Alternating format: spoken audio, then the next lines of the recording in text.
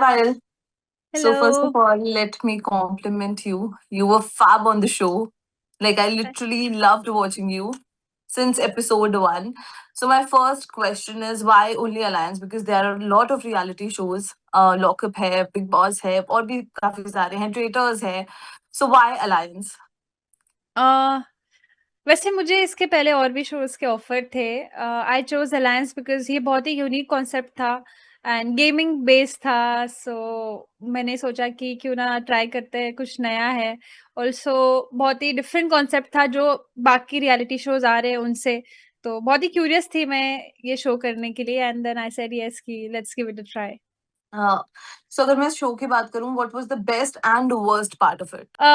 Best part था कि बहुत सारे चैलेंजेस होते थे और अलायंसेस थी। बेस्ट पार्ट ये था कि हम सब एक साथ रहते थे, लड़ते थे बट वापस साथ में मिल जाते थे and we were like friends all the time. But worst ये था कि इन हाउस वोटिंग थी और एक मेजोरिटी बन गई थी जो मिलके लोगों को निकालते थे कि हाँ चलो ये हमारे अगेंस्ट है, इसको निकालो, ये हमारे अगेंस्ट है, उसको निकालो। So that was kind of worst for me. So if we talk about Nikhil Chinnappa, because हमने देखा भी कि especially in that task जब नाम लिखने थे तो he wrote Dilbar Dilbar Dilbar Dilbar and everything. So मतलब क्या थॉट था आप लोगों के मन में उस time, like what did you exactly thought, and जो भी उन्होंने किया that was very much evident कि ये तो नहीं ही करना था. So what was the exact scenario like?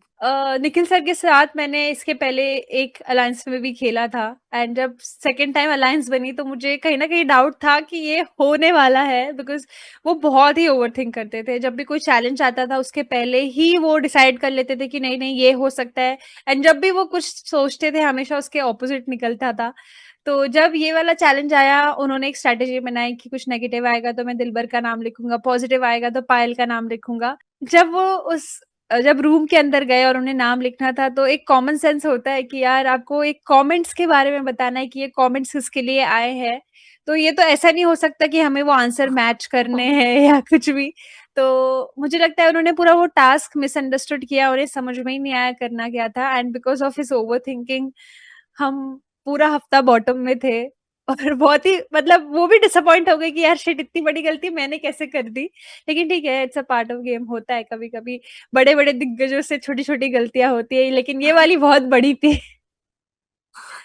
So basically जो इनिशियल डेज में स्टार्टिंग के 2-3 हफ्तों में अलायंसेस देखी गई थी, स्पेशली वॉरियर्स और लेजेंड्स की, जिसमें कुशल, मिनी, डेजी, ये सारे लोग थे. सो डू यू थिंक कि was it a fair play?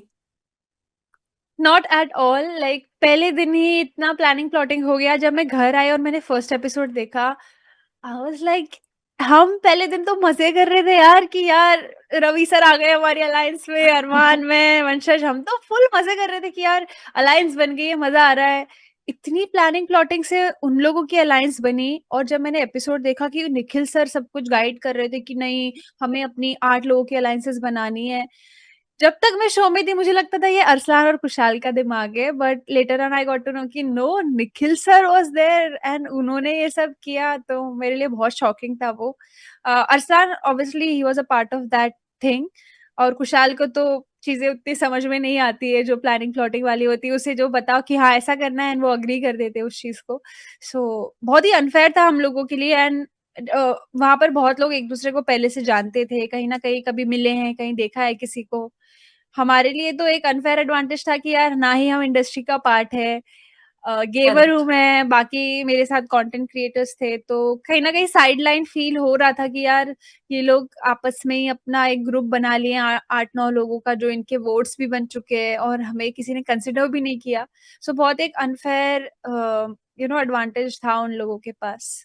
कुशल की अगर बात करें तो देयर वाज अ पॉइंट जहां पे एवरीबॉडी, हम्म। अभी रीवा भी, डेजी भी, एनीवन, सब कुशल की बात मान रहे थे. बट कुछ हफ्तों बाद हमें ये देखने मिला everybody was against Kushal, and Ali के आने के बाद तो specially. So what do you have to say about it? And Ali के आने के बाद क्या जेन्युइनली इक्वेशंस चेंज हुई? Because it is being said कि यार अली तो एकदम नया, मतलब ओजी अलायंस, अरसलान और कुशल, उनको तोड़ दिया अली ने. पहले हफ्तों में लोग ब्लाइंडली कुशाल को सपोर्ट कर रहे थे और उन्हें लग रहा था कि अगर हम इनके साथ चलेंगे तो हम इस गेम से एलिमिनेट नहीं होंगे। मेन रीजन तो यही था बिकॉज बहुत लोगों को उनके पर्सनल कमेंटिंग उनका बिहेवियर जो था शुरू के हफ्तों में वो पसंद नहीं आ रहा था, लेकिन उन्हें पता था कि गेम में सर्वाइव करना है तो इसका साथ देना पड़ेगा। मिनी मैम के भी मैंने कुछ कमेंट्स देखे कि तू अपना जो कर रहा है करते रहे, बस हमें थोड़ा लो की रहने दे, हम इसका पार्ट नहीं बनना चाहते, बट तुझे जो करना है करते रहे। सो कहीं ना कहीं मुझे ये लगा कि यार आपने सिर्फ गेम में सर्वाइव होने के लिए एक बुली बिहेवियर को सपोर्ट किया बिगिनिंग में, और उस चीज को आप इनडायरेक्टली सपोर्ट कर रहे थे बिना किसी के सामने आए कि हाँ तुझे इसको निकालना है तो बोल दे, जाके तुझे ये करना है कर दे। और गेम में रहने के लिए बहुत लोगों ने ये चीज को फॉलो किया। बिगनिंग से आई वॉज अगेंस्ट इट, वंशज वॉज अगेंस्ट इट, डॉली भी इस चीज के करेक्ट। अगेंस्ट थी। तो जब अली आए गेम के अंदर तो लोगों को पता चला कि अरे बाहर तो खुशहाल को इतनी हेट मिल रही है, तो एक काम करते हैं हम भी इसके अगेंस्ट हो जाते हैं।